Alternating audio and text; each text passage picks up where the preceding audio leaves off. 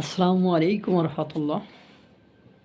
মার্কিন যুক্তরাষ্ট্রে ট্রাম্পের কঠিন সত্ত্বে জিরো থিওরির জনক ডক্টর ইউনূসের অর্থনীতির মাজা ভেঙে বাংলাদেশে দুঃখ নামছে। নিরাপত্তা উপদেষ্টা খলিলুর রহমান বাংলাদেশের সেই দুঃখের বাতাস নিয়ে ছড়িয়ে দেবে, সেটা নিয়ে মানুষের ক্রন্দন ছাড়া আর কিছুই থাকবে না।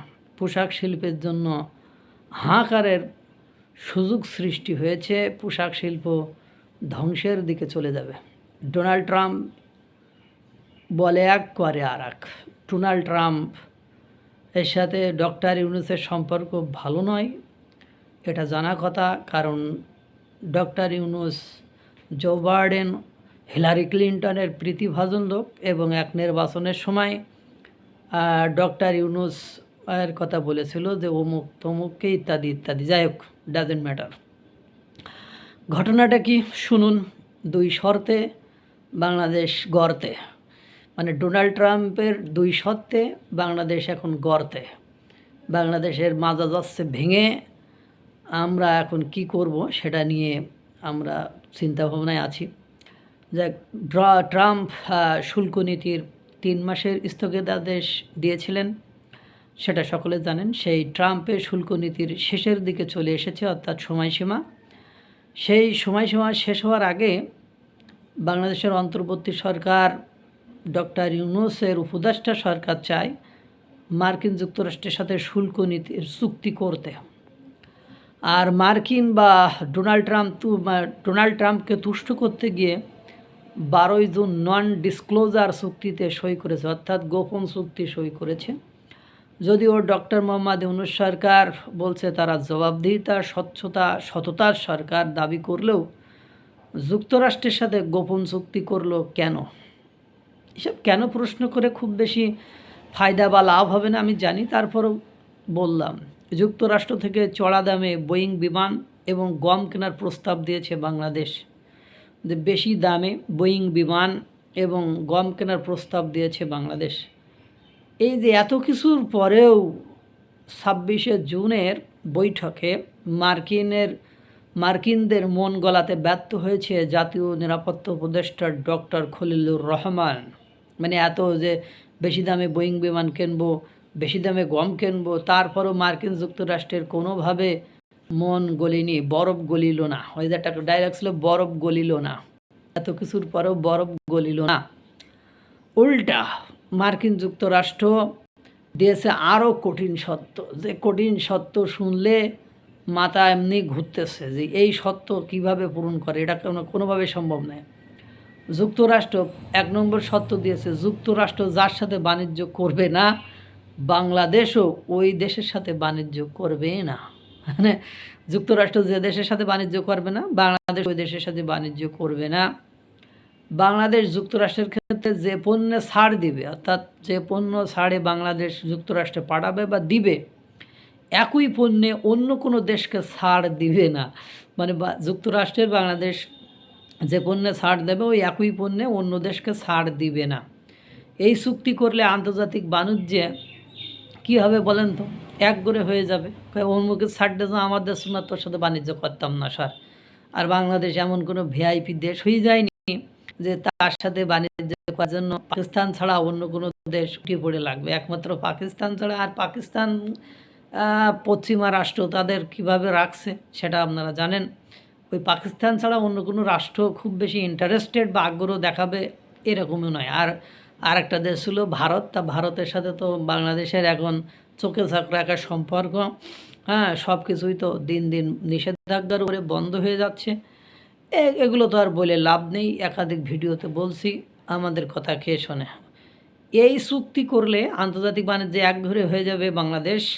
কঠিন এই 2 শর্তে বিপাকে পড়েছেন ডক্টর মোহাম্মদ ইউনূস। এদিকে আর এক বিপদ, সবচেয়ে ঘোর বিপদ। লক্ষ লক্ষ শ্রমিক যেখানে কাজ করে সেখানে ঘোর বিপদের আভাস। এই কালো মেঘ কাটার কোনো সুযোগ আমি দেখছি না। এদিকে বাংলাদেশের তৈরি পোশাক শিল্পের সবচেয়ে বড় প্রতিদ্বন্দ্বী চীনের সাথে চুক্তি সেরে ফেলেছে যুক্তরাষ্ট্র। ফলে বাংলাদেশের তৈরি পোশাকে এতদিন মার্কিন বাজারে যে সুবিধা পেত তাও হারাতে বসেছে। আর এক প্রতিদ্বন্দ্বী, বাংলাদেশের সবচেয়ে বড় প্রতিদ্বন্দ্বী হলো ভারতও চুক্তি সেরে ফেলার দ্বার প্রান্তে পৌঁছেছে মার্কিন যুক্তরাষ্ট্রের সাথে। মানে এখন তাহলে কী হবে, মার্কিন যুক্তরাষ্ট্র আর চীনের সাথে যখন চুক্তি সেরে ফেলা শেষ, কারণ বাংলাদেশে পণ্য উৎপাদন করে, আর জানেন আপনার বাংলাদেশের মতোই শ্রমিকের অভাব নেই ভারত এবং চীনে, যে কম মূল্যে তৈরি করতে পারবে না। এবং বাংলাদেশকে বড়ানোর জন্য ভারত তো আরও বেশি ছাড়ছুড় দিয়ে মনে করে যাতে একদম বড়াই ফেলতে পারে, বুঝলেন না। কারণ ওই যে শত্রু বাংলাদেশ এখন তো ভারতের শত্রু, এখন বা আমরা তাদেরকে শত্রু মানে ইচ্ছাকৃতভাবে বানিয়ে ফেলেছি, যে কোনো পলিসি তো তারাও বানিয়ে ফেলেছে হয়তো বা, এরকম হতে পারে। এখন তারা তো ছাড়ছুড় দিয়ে জানে পোশাক শিল্পটারে যদি ধ্বংস করে ফেলা যায়, আর তাহলে আর থাকে রেমিটেন্স ছাড়া আমাদের সামনে আর কোনো কিছুই থাকে না। আর ভ্যাট বাড়ালে তো জনগণ খেপিয়া যায়, আর জনগণের এত বেশি ভ্যাট দেওয়ারও সক্ষমতা নেই। আগামী 23শে জুলাই আরেকটি বৈঠক আছে, সেটিতে ব্যর্থ হলে ডক্টর খলিলুর রহমান জাতীয় নিরাপত্তা উপদেষ্টার হাতে বাংলাদেশের কপালে দুঃখ নিয়ে নাচবেন উনি। তাছাড়া আর কিছুই করবেন না। মনোরথ সব কামনা বাসনা, স্বাদ আল্লাস অভিরুচি সব কিছু পূরণ হয়ে যাবে। এরপরে জানেন ডিপি ওয়ার্ল্ডের কাছে চুক্তি সই করেছে চট্টগ্রাম বন্দর নিয়ে। রোহিঙ্গারা যুদ্ধ ভাব, মানে যুদ্ধ করবে হইল আরাকান আর্মির, আর যখন রোহিঙ্গারা বাংলাদেশে অবস্থান করে আরাকান আর্মির উপর হামলা করবে, তখন কথা হলো মানে এরা কোথা থেকে ট্রেনিং নিয়েছে, প্রশিক্ষণ নিয়েছে, তখন পরোক্ষভাবে বাংলাদেশের উপর একটা দোষ আসবে, এবং সে আক্রমণ ওরাও বাংলাদেশের ভেতরে এসে রোহিঙ্গাদের উপর যখন আক্রমণ করতে চাবে, তখন বাংলাদেশ কি আর বসে থাকতে পারবে। এর মধ্যে আবার জাতিসংঘের মানবাধিকার কার্যালয় প্রতিষ্ঠা হচ্ছে বাংলাদেশে, সেটা কোথায় প্রতিষ্ঠিত হয় সেটা জানেন। আর প্রতিনিয়ত যেভাবে গণধর্ষণ, সংঘবদ্ধ ধর্ষণ এবং চুরি ডাকাতি ছিনতাই রাহাজানি এবং বিমানবন্দরে অস্ত্রও ঢুকে যায়, আবার উপদেষ্টা বলেন পিস্তল কেন মিসাইল সাথে করে রাখলেও আমি আপনি কেউ নিরাপদ নয়। সেখানে বাংলাদেশের যে মানবাধিকার লঙ্ঘিত হচ্ছে, নিরাপত্তা বিঘ্নিত হচ্ছে, সেটা ভলকার তুর্ক সহ দ্য ইকোনমিস্ট এবং আরও যে হিউম্যান রাইটস ওয়াচ সহ বিভিন্ন সংস্থা ইতিমধ্যে ওয়ার্নিং দিয়েছে। অর্থাৎ আমরা যাহা দেখিতেছি, যাহা আমাদেরকে দেখানো হইতেছে, তাহা থেকে আমরা যোজন দূরে, আমরা নাই। এটা এখন শুধু সময়ের অপেক্ষা যে আমাদের জন্য কোন মাল্টিপারপাস দুঃখ, কোন মাল্টিপারপাস হতাশা আমাদেরকে গ্রাস করে।